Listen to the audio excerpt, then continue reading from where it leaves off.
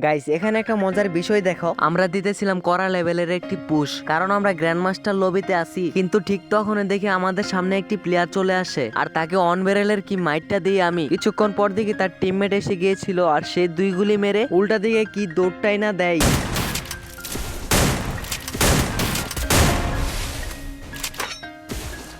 তো এখানে একটা হকার লেভেলের শট মারি, আর যেটা এখান থেকে বাগতেছিল সেটা একেবারে চলেই যায়। তো যাই হোক, এখানে একটি গ্রেনেড মারতে চেয়েছিলাম, কিন্তু সেই গ্রেনেডটা উল্টে আমার দিকে আসছে। কেন রে ভাই? তো কিছুক্ষণ পর দেখি যে একটু আগে যেটাকে দৌড়াচ্ছিলাম সেই বান্দাটা সামনের দিকে যাচ্ছে, তো তাকে কিছু ড্যামেজ দিলাম, কিন্তু সে ওয়াল মাইরা দেয়। আর এখানে এসে দেখি আমার টিমমেট নক হয়ে গেছে, আর সামনে একটি প্লেয়ার, আর সেই প্লেয়ারটা কি রাশটা মারে দেখো, আর রাশ মেরে খেয়ে গেল। বাস কত বড় সাহস বাবা যায়, যে আমার টিমমেটকে মারতে পেরেছে তাই আমাকে মারতে পারবে। সব প্লেয়ারকে হালকা ভাবলে এমনই হয়। তো গাইস সামনে একটা প্লেয়ার আছে, আর এটার নেট নাই, এটাকে এনিমিটাই মেরে দিল। আর মাত্র একটা প্লেয়ার আছে, আর এটাকে যত রকম প্রেসার দেওয়া যায় ততটা প্রেসার দিয়ে দিব একটা রাশ, আর ম্যাচের বুয়া করে ফেলবো আমার নামে। তো গাইস ম্যাচটা যদি বুয়া করতে পারি তাহলে আমাকে ভাই মনে করে একটু সাপোর্ট করো।